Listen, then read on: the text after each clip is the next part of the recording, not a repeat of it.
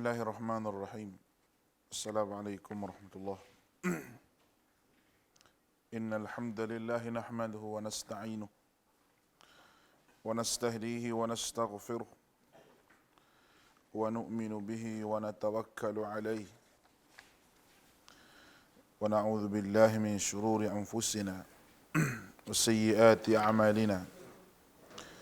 Man yahdihillahu fala mudilla lahu ومن يضلل فلا هادي له أشهد أن لا إله إلا الله وحده لا شريك له وأشهد أن محمدا عبده ورسوله اللهم صل على محمد وعلى آله وأصحابه ومن تبعهم بإحسان إلى يوم الدين قالوا سبحانك لا علم لنا إلا ما علمتنا إنك أنت العليم الحكيم ولا حول ولا قوة إلا بالله العلي العظيم على الله توكلنا اللهم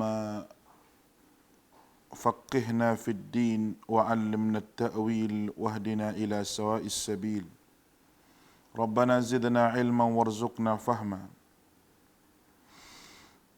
اللهم أرنا الحق حقا وارزقنا اتباعه وأرنا الباطل باطلا وارزقنا اجتنابه اللهم ارفع عنا البلاء والوباء والربا وسوء الفتن ما ظهر منها وما بطن بسم الله الذي لا يضر مع اسمه شيء في الأرض ولا في السماء وهو السميع العليم Alhamdulillah, bersyukur kehadrat Allah Subhanahu wa taala pada pagi ini kita dapat bersama-sama dan mudah-mudahan Allah Subhanahu wa taala memberkati dan merahmati kita insya-Allah. Sebagaimana yang kita sebut, kita akan menyentuh beberapa perkara yang berkenaan dengan sunnah Nabi dan lawan kepada sunnah Nabi sallallahu alaihi wasallam, iaitu perkara-perkara bid'ah. Kewajipan di dalam berpegang dengan sunnah Rasulullah sallallahu alaihi wasallam. Poin yang keenam pada hari ini, macam mana seseorang itu berkewajipan untuk berpegang dengan sunnah Nabi sallallahu alaihi wasallam. Agama yang dibawa oleh Rasulullah sallallahu alaihi wasallam telah pun lengkap dan sudah mencukupi untuk memandu seseorang hamba memperoleh keredaan Allah Azza wa Jalla. Setiap bentuk ibadah telah diajarkan Rasulullah sallallahu alaihi wasallam kepada para sahabat.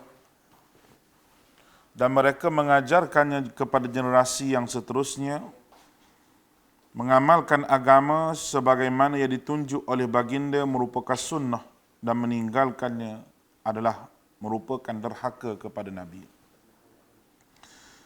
Jadi agama yang ditinggalkan oleh Nabi sallallahu alaihi wasallam ini adalah agama yang lengkap, yang tidak perlu kepada penambahan. Oleh kerana itu wajibnya kita berpegang dengan apa yang disebut sebagai sunnah Nabi sallallahu alaihi wasallam. Tetapi malangnya, kata dia, berlaku bermacam fitnah, terutamanya selepas daripada kewafatan Uthman ibn Affan radhiyallahu an, khalifah Islam yang ketiga. Musuh-musuh Islam ini dia bawa berbagai fahaman dan konsep yang baru yang mana dia bercanggah dengan ajaran Rasulullah sallallahu alaihi wasallam. Dan perkara-perkara baru itu disebut sebagai bid'ah kerana kewujudan itu bertentangan dengan sunnah Nabi sallallahu alaihi wasallam. Bid'ah ini adalah satu perkara yang tidak pernah diamalkan oleh para sahabat, para tabi'in, malah tidak dituntut oleh dalil syarak, dan merupakan satu perbuatan yang bercanggah dengan sunnah Nabi sallallahu alaihi wasallam.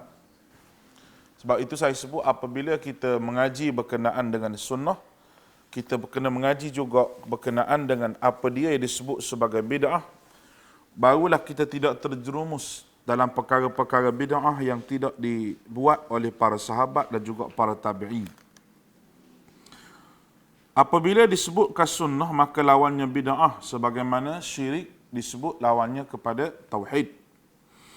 Tauhid bererti kesempurnaan Allah, berpersaksian seseorang hamba kepada Allah Subhanahu wa taala, dan sunnah adalah salah satu, syirik adalah lawan kepada perkara tersebut.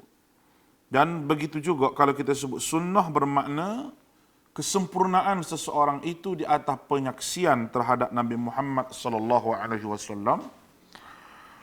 Sebab tu kalau kita tengok syirik dan bid'ah ini adalah satu ancaman yang cukup bahaya yang diancam oleh agama kita supaya kita tidak tergolong daripada kalangan kedua-dua tadi, itu melakukan syirik serta perkara-perkara yang bid'ah yang tidak dibuat oleh Nabi.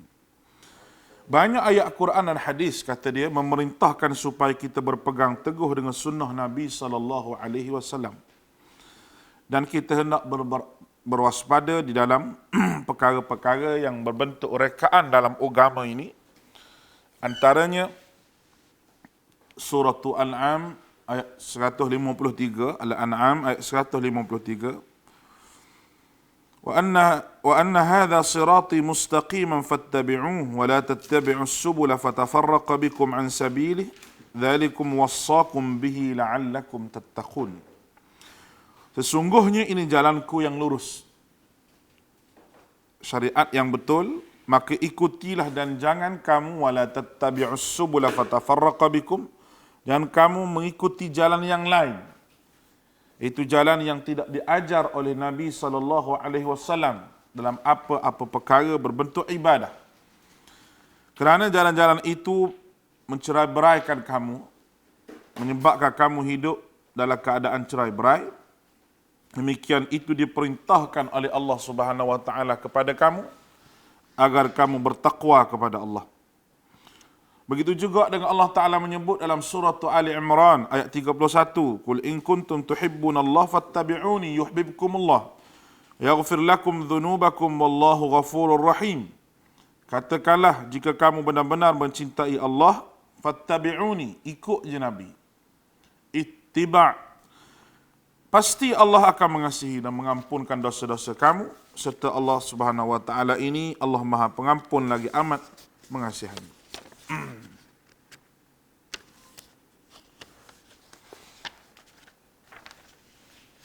Itu di antara dalil-dalil Al-Quran yang disebutkan kepada kita. Bagaimana dalil Al-Quran itu menjadi salah satu daripada dalil yang penting bagi perbincangan kita ini, sebab apa kita perlu berpegang dengan sunnah Nabi dan menjauhi perkara-perkara yang bid'ah ini. Atas sebab kita tidak memahami perkara-perkara yang berbentuk sunnah Nabi, mungkinlah dengan sebab tu kita jadi terjerumus dalam perkara-perkara yang tidak diajar oleh Nabi SAW. Dan kalau kita tengok banyak sebenarnya perkara yang Nabi ajar kepada kita. Kalau kita nak buat hak Nabi ajar ni, tak sempat untuk kita buat benda-benda hak Nabi tak ajar ni. Oleh kerana kita tak mengaji, tidak mengaji benda hak Nabi ajar, hidup mengaji benda hak Nabi tak ajar pada kita. Dalam masalah akidah, masalah tauhid, apatah lagi orang Melayu ni, dia suka benda pelik-pelik. Dia suka benda pelik-pelik, dia suka benda-benda yang berbentuk magic. Dia suka benda-benda yang berbentuk ajaib. Itu orang naluri orang Melayu. Dia kira Tok Guru dia ada karamah. Dia mengaji nak pada karamah. Kita mengaji ni nak kepada faham. Supaya ilmu itu memandu kita memandu kepada jalan yang betul. Untuk pergi ke syurga Allah Ta'ala. Dia mengaji ni ada karamah. Duk cerita karamah Tok Guru. Duk cerita karamah Tok Guru, duk cerita mimpi Tok Guru. Tak tahu sebab apa.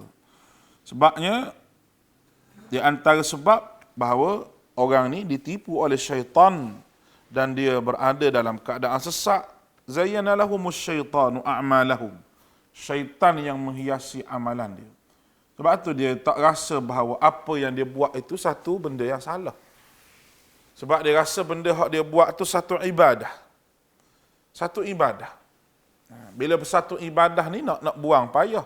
Tetapi apabila seseorang tahu benda dia buat tu satu maksiat, dia nak buang senang.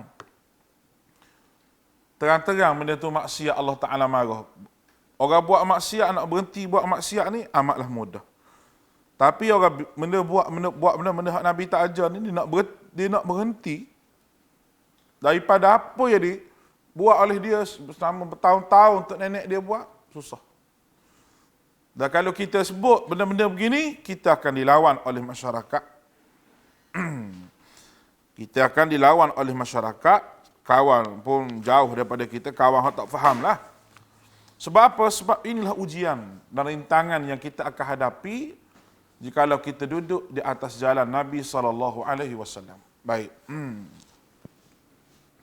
Kerana itu ada satu hadis Nabi SAW daripada Jabir bin Abdullah. Katanya pada satu hari Nabi SAW berkhutbah. Matanya menjadi merah. Suaranya tinggi dan itulah gaya Nabi berkhutbah seolah-olah ketua tentera sedang memberi taklimat kepada tenteranya untuk berperang. Nabi SAW menyebut, kamu kena ingat dan berwaspadalah kamu. Kamu kena berjaga-jaga pada waktu pagi dan pada waktu petang.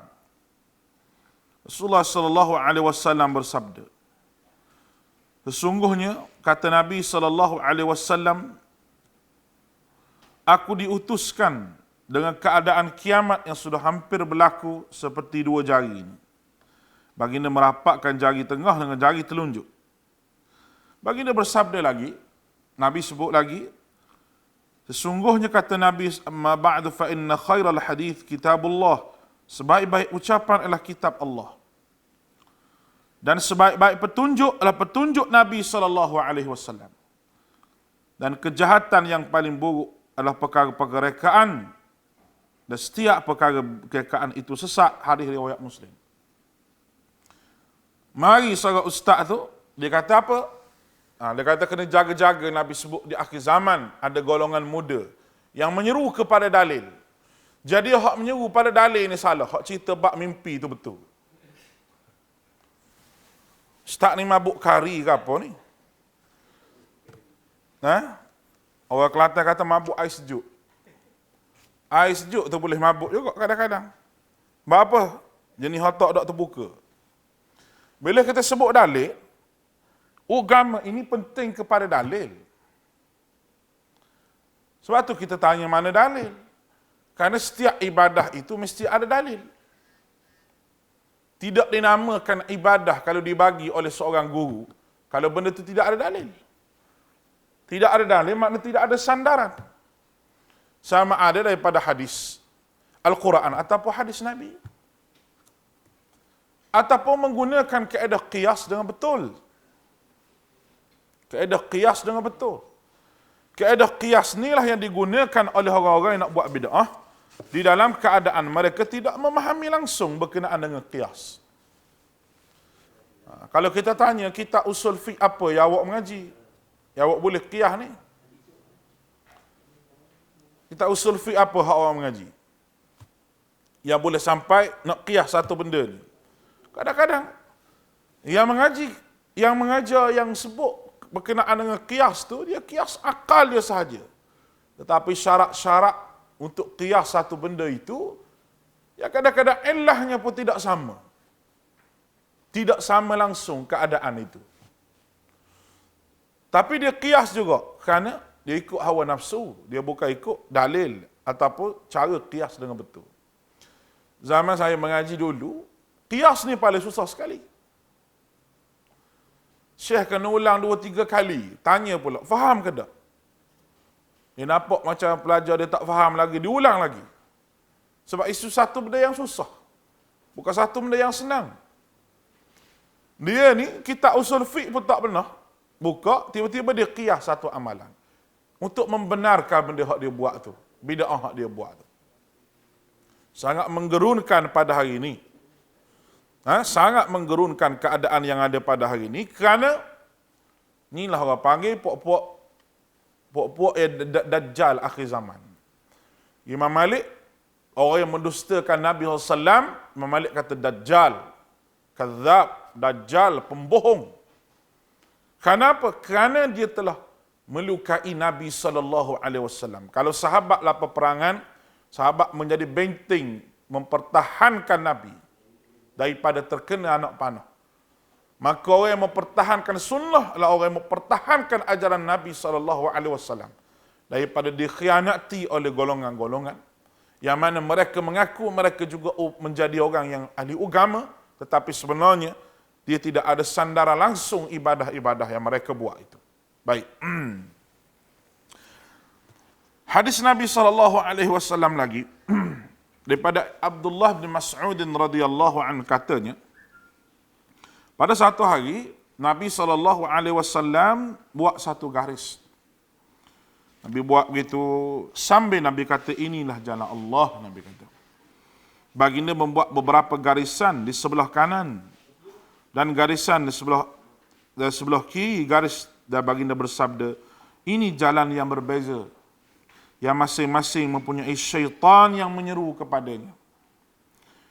Kemudian baginda membaca ayat wa anna hadha sirati mustaqiman fattabi'uhu wa la tattabi'us subula fatafarraqa bikum an sabilihi dzalikum wassaakum bihi la'allakum tattaqun. Al-ayah rawahu ad-Darimi wa Ahmad wa An-Nasa'i. Baginda membaca ayat apa? Sesungguhnya ini jalanku, jalan yang lurus. Maka ikutilah jalan dia. Ikutilah dia. Dan jangan kamu mengikuti jalan-jalan yang lain. Dan jalan-jalan itu mencerai-beraikan kamu beraikan kamu dari jalannya. Demikian itu diperintahkan Allah agar kepada kamu semua ni supaya kamu bertakwa. Al-An'am ayat 153. Baik. Ini adalah salah satu daripada hadis Nabi. Tadi Nabi sebut yang pertama tadi, Nabi SAW sebut aku dengan kiamat ni amatlah hampir. Dan Nabi bersabda sebaik-baik perkataan adalah kitabullah. Dan sebaik-baik petunjuk Nabi SAW. Kerana kitab Allah sebagai panduan untuk berjalan di atas muka bumi ini perlu kepada penunjuk arah. Kitab Al-Quran ini Allah Subhanahu Wa Taala buat sebagai penunjuk arah dan Nabi itu kan bawa jalan dia. Ikut jalan Nabi, insya-Allah betul lah dia. Sampailah dia ke syurga Allah Subhanahu Wa Taala. Dan Nabi kaitkan setiap benda reka itu adalah sesat.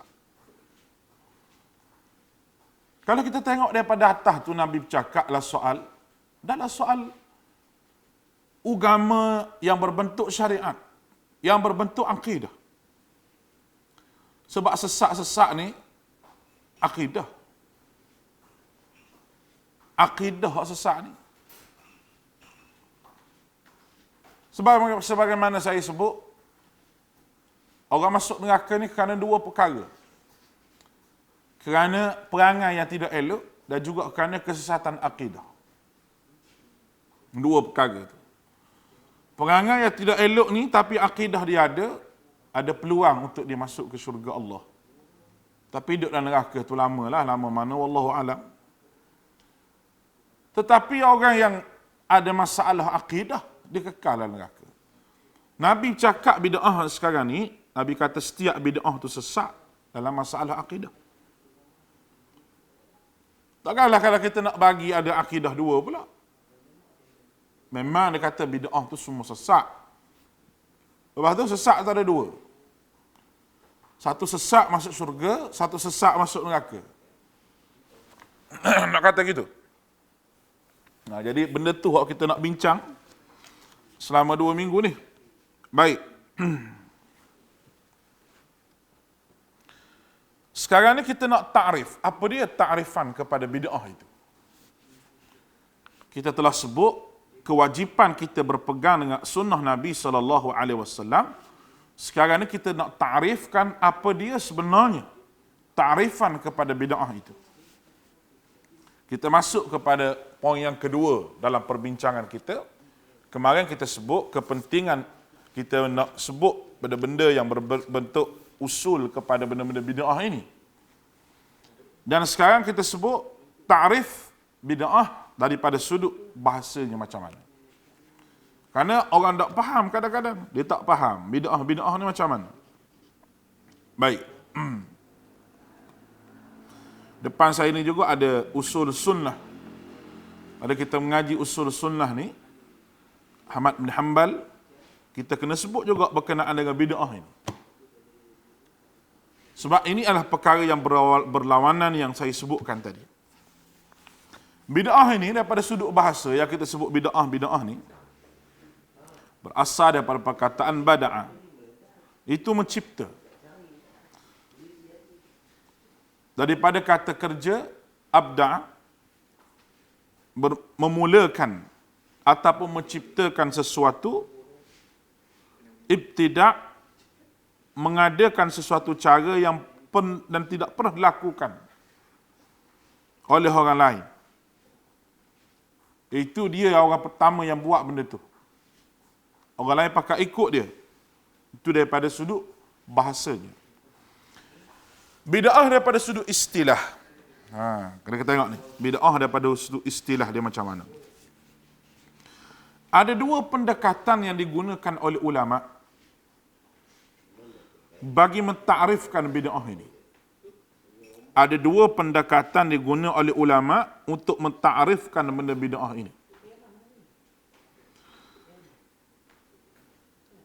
Iaitu pendekatan yang pertama, mendefinisikan bid'ah sebagai perkara yang baru selepas zaman Nabi SAW. Ada dua perkara, sama ada perkara itu dipuji ataupun dicela. Definisi ini diberikan oleh Syafi'i, Izzuddin Ibn Abdul Salam, Al-Qarafi, Al-Ghazali, Ibn Kathir, Ibn Athir dan Al-Imam Nawawi. Kata Al-Imam Syafi'i, bid'ah itu ada dua. Ini kata Imam Syafi'i. Bid'ah dipuji dan bid'ah yang dicela. Bid'ah yang dipuji dan bid'ah yang dicela. Kena dengar sampai habis ni. Apa yang menepati sunnah, maka dia terpuji. Apa yang menepati sunnah, maka dia terpuji. Dan apa yang menyalahi sunnah, maka ia adalah satu perkara yang dicela. Izzuddin Ibn Abdul Salam mentakrifkan sebagai perbuatan yang tidak ada pada zaman Rasulullah sallallahu alaihi wasallam. Baik. Kita baca sikit lagi. An-Nawawi, Al-Imam An-Nawawi mengatakan bid'ah ialah mengadakan sesuatu yang tidak ada pada zaman Rasulullah SAW. Jika kita perhatikan, dia kata, pendekatan mereka dalam mengemukakan takrif bid'ah adalah lebih kepada pentakrifan bahasa, bukan daripada istilah syarak. Takrif mengikut pendekatan pertama sangat luas, merangkumi ibadah dan bukan ibadah, serta urusan dunia dan akhirat. Bagi menyempitkan skup yang luas itu, Izzuddin Ibn Abdul Salam membahagikan bid'ah kepada wajib, sunat, haram dan lain-lain. Sedangkan itu adalah pembahagian hukum syarak dan pembahagian bid'ah menurut istilah syarak. Itu pendekatan yang pertama. Dia bahagikan bid'ah yang kedua, dan pembahagian itu adalah pembahagian daripada sudut bahasa, bukannya pembahagian daripada sudut syarak, dia kata. Baik. Pendekatan yang kedua, dia kata, bid'ah itu hanya dikatakan perkara yang menyalahi sunnah. Pendekatan ini diambil oleh Asy-Syatibi, Ibnu Hajar Al-Asqalani, Ibnu Hajar Al-Haythami, Ibnu Rajab, Ibnu Taimiyah dan Al-Zarqashi. Al-Imam Syatibi memberikan takrif bid'ah sebagai satu cara yang direka dalam agama menyerupai dengan syariat. Melakukannya dengan tujuan untuk berlebih-lebihan dalam beribadah kepada Allah Azza wa Jalla. Oleh kerana takrif ini tidak memasukkan beberapa adat sebagai bid'ah, pada pandangan sebagai ulama, beliau memberikan satu lagi takrif. Beliau menyebut bid'ah itu ia satu jalan yang direka dalam agama menyerupai syariat dan melakukannya dengan tujuan memperolehi sama ada melakukannya sama dengan melakukan dengan cara syariat. Ibn Taymiyah pula mendefinisikan bid'ah sebagai perkara yang tidak disyariatkan oleh Allah Subhanahu wa taala dan Rasulnya, tidak perlu disuruh dan diperintah, wajib ataupun sunat. Definisi-definisi yang lain diberikan oleh para ulama mengandungi makna yang sama dengan kedua-dua ta'rif ini sebagai merujuk keperrekaan dalam agama dianggap sebagai ajaran agama. Dengan ini difahami bahawa sesuatu yang baru yang direka bukanlah bid'ah jika ia tidak diiktikad sebagai agama seperti pakaian, peralatan rumah dan makanan selagi tidak diharamkan syarak. Baik. Pendekatan yang pertama bid'ah tadi, dia bahagikan bid'ah daripada sudut istilah bahasa. Sebagaimana dibuat oleh Izzuddin Ibn Abdul Salam, Al-Imam Nawawi dan sebagainya. Dan Imam Nawawi pun sebut bid'ah mengadakan sesuatu yang tidak ada pada zaman Nabi SAW. Itu kata An-Nawawi. Dan jikalau kita tengok pandangan pertama tadi, dia mentarifkan bid'ah daripada sudut bahasa. Bukan daripada sudut syarak. Makna perkara-perkara yang baru yang tidak ada pada zaman Nabi SAW yang tidak berbentuk ibadah maka dipuji.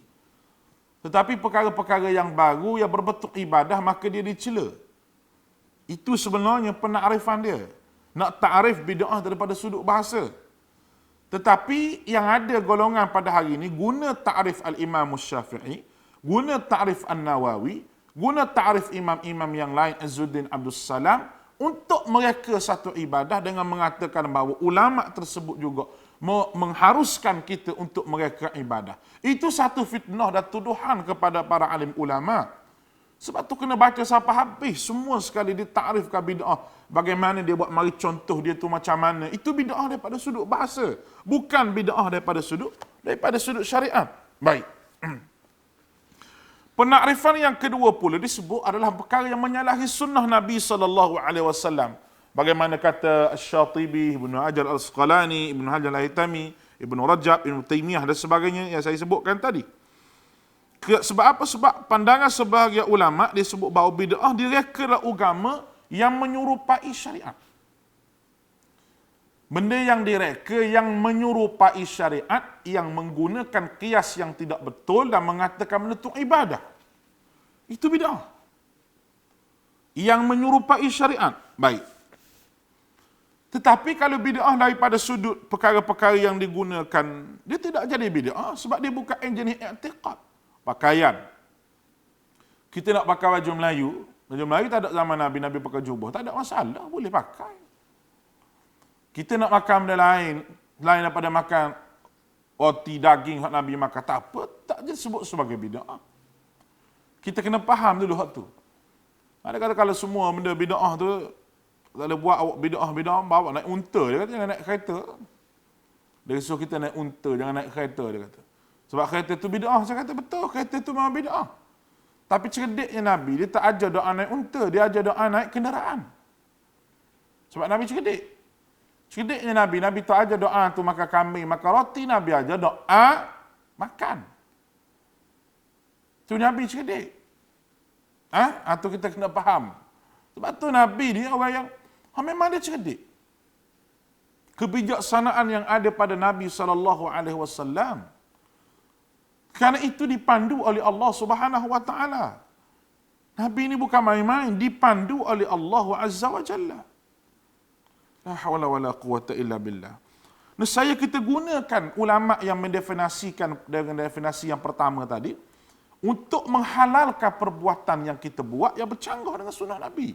Dengan mengatakan ulama tu kata ada dua bid'ah. Ulama tu dia sebut benda-benda yang berkaitan dengan bahasa, bukan berkaitan dengan syariat. Kerana istilah ni ada dua benda. Istilah dari sudut lughatan wa syar'an. Dari sudut bahasa, daripada sudut syarak. Daripada syarak tu kita nak ambil. Oleh kerana bahasa Nabi ni mari daripada bahasa Arab. Quran juga dalam bahasa Quran dan Arabian. Quran adalah bahasa Arab. Saya ada istilah bahasa bertujuan untuk menggali bahasa tu sebut supaya nampak, oh begini perkataan Nabi tak sama dengan perkataan-perkataan yang diguna pakai dalam percakapan Arab sehari-hari. Perkataan yang Nabi guna tu. Kalau kita tengok syarah Syah Waliullah Al-Dahlawi sebut, Syah Waliullah Al-Dahlawi telah sebut bahawa ada 4 perkara dalam bab dosa dan 4 perkara dalam bab pahala sendiri. Taat dalam bab pahala, lawan dia maksiat. Hasanat dalam bab pahala, lawan dia sayyiat. Sawabun dalam bab lawan dia khataya. Thawabun lawan dia dhunub. Taat, hasanat, sawabun, thawabun. Semua tu pahala, tapi istilah-istilah yang lain daripada sunnah Nabi, istilah-istilah yang lain daripada perkataan Nabi SAW. Begitu juga dengan dosa yang disebut sebagai sayyiat, disebut sebagai maksiat, disebut sebagai dhunub, disebut sebagai khati'at. Semua itu lain-lain. Penakrifan Nabi SAW adalah perkataan Nabi yang Nabi gunakan. Kadang-kadang Nabi guna maksiat, kadang-kadang Nabi guna khataya. Sebab Nabi orang yang paling pandai menggunakan bahasa Arab. Sebab tu jangan kita ambil penakrifan yang pertama tu untuk kita mereka dalam bab ibadah, sehingga kita buat perkara yang tidak ada sandaran daripada Nabi kita Muhammad sallallahu alaihi wasallam. Sebab apa kita pilih pendekatan yang kedua ini sebagai tajuk perbincangan? Iaitu pendekatan yang kedua disebut oleh Ibn Taymiyah, Ibn Hajar dan sebagainya tadi. Kerana bid'ah adalah pandangan sebagai ulama adalah satu benda yang direka dalam agama menyerupai syariat. Sebab apa kita pilih yang tu? Baik, kita tengok sebab apa. Ta'rif yang dimukakan oleh Al-Imam Syatibi dan ulama yang sependapat dengannya adalah lebih kuat, lebih selaras dengan kaedah syarak. Kerana penggunaan perkataan bid'ah dalam hadis-hadis khusus terdapat perkara bertentangan dengan dalil syarak. Apabila Nabi SAW menyatakan setiap rekaan itu bid'ah dan setiap bid'ah itu sesat, maka ia adalah hukum menggunakan istilah syarak. Tambahan pula tujuan Nabi SAW untuk mengajarkan hukum syarak, bukan hukum bahasa. Oleh kerana itu, lafaz as-salah walaupun asalnya berdoa, tetapi asalnya tidak digunakan oleh Nabi SAW. Lafaz salat daripada istilah syarak ialah ibadah dimulakan dengan takbiratul ihram dan disudahi dengan salat. Di dalamnya nas-nas syarak, apabila diungkapkan perkataan bid'ah terdapat peringatan suatu yang mudah dijauhi dan dicela. Ini menunjukkan bid'ah dengan makna istilah, bukan daripada sudut bahasa, penggunaan bahasa asal. Baik. Sebab apa kita memilih pendekatan yang pertama? Sebab kalau kita tengok teks ucapan Nabi SAW. Contoh Nabi sebut tadi, inna asdaqal hadithu kitabullah, ahsanal hadith kitabullah. Sebaik-baik hadis-hadis, sebaik-baik perkataan Allah. Bermakna Nabi nak bercakap syariat tu. Wa khairal hadi, dan sebaik-baik petunjuk Nabi. Petunjuk Nabi merupakan syariat. Baru Nabi buat mari perkataan bid'ah.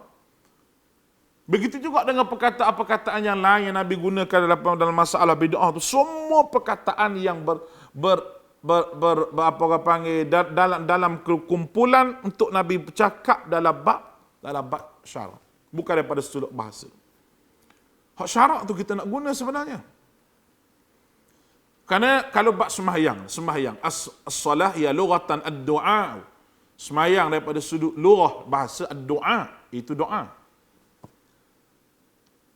Daripada sudut syarak aqwal wa af'al, perkataan perbuatan. Muftatahatun bitakbir, dimulakan dengan takbir dan diakhir dengan salam. Kita nak pakai hak mana? Kalau kita pakai istilah bahasa, teruk kita berdoa. Doa apa semayang lah, jadi lepak lah. Jadi lepak kau orang panggil apa tu? Rambut panjang tu. Nah, jadi dia lah. Sebab apa? Dia tak boleh semayang lagi kalau tak khusyuk. Dia mari khusyuk lu baru semayang. Dia tak faham khusyuk tu apa dia. Dia duduk syok seorang dia, mati dengan begitu je. A'udzubillahi min zalik. Baik. Ini adalah benda yang kita gunakan dalam kehidupan kita.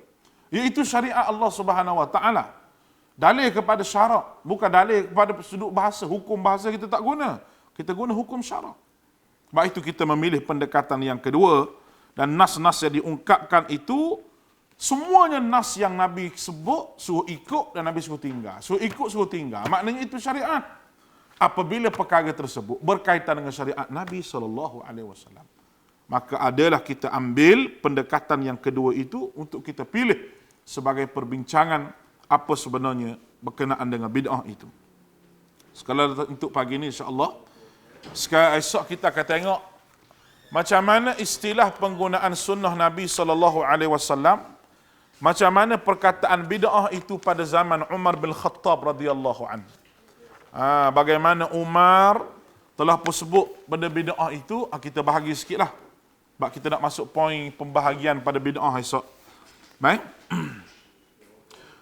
Kata Umar, pembahagian bid'ah adakah dipakai dari sudut bahasa sebagaimana pernah dipakai disebut oleh Umar bin Khattab radhiyallahu setelah menghimpunkan orang ramai dengan satu imam bagi sembahyang tarawih. Perkataan bid'ah digunakan oleh beliau adalah perkataan daripada sudut bahasa bukan sudut syarak. Sembahyang tarawih asalnya sunnah. Sayyidina Umar menghimpunkan dengan satu imam dianggap sebagai perbuatan baru kerana beliau mengatakan itu sebaik-baik bid'ah. Ini tidak lainlah perkataan tanda rendah dirinya kepada dirinya beliau. Sedangkan perbuatan tersebut tetap menjadi sunnah pada khulafa ar-rasyidin. Maknanya tarawih ni ada dah pada zaman Nabi sallallahu alaihi wasallam. Cuma beberapa kali sahaja sahabat bersemayang sekali dengan Nabi. Dan Nabi baca panjang. Kadang-kadang sahabat tunggu Nabi tak keluar-keluar. Sahabat semayang seorang-seorang, ada masa sahabat tunggu Nabi keluar. Mungkin Nabi tak mau buat benda tu kerana takut jadi wajib mungkin. Kalau buat hari-hari, tarawih ni wajib pula. Susah kita. Orang hari ni pelik, tarawih hak tak wajib tu dia semayang tarawih. Semayang 5 waktu hak tak wajib tu dia tak semayang. Atau pening orang hari ni. Apabila Nabi SAW ditunggu oleh para sahabat di luar tu nak tunggu, tiba-tiba tak keluar-keluar. Sahabat semayang seorang-seorang. Ada sahabat semayang dengan Nabi, ambil semayang lama. Esok sahabat kata apa pada Nabi? Bukan suruh pendekkan. Sahabat kata pada Nabi, Rasulullah, esok panjang lagi sampai subuh. Tu dia. Kita tu imam baca panjang, tunggu kat motor tu imam. Itu perangai kita, tunggu kat motor tu imam tu. Bukan kita tunggu mana.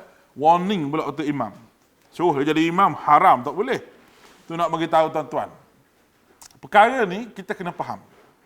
Sayyidina Umar bukan buat bid'ah. Bid'ah yang digunakan oleh Sayyidina Umar adalah dari sudut bahasa sahaja. Mana ni perkara yang baru yang aku buat ni ada sandarannya di zaman Nabi SAW. Nabi pernah dibuat oleh zaman Nabi SAW. Sekarang ni orang duk reka ibadah, orang duk fitnah Sayyidina Umar yang mengatakan Sayyidina Umar ni juga buat benda bid'ah. Itu orang panggil fitnah kepada para sahabat. Dah banyak buat bid'ah ni. Kalau kita tengok Syiah lah banyak. Yang buat perkara-perkara dia ada-adakan yang tidak ada pada zaman Nabi SAW.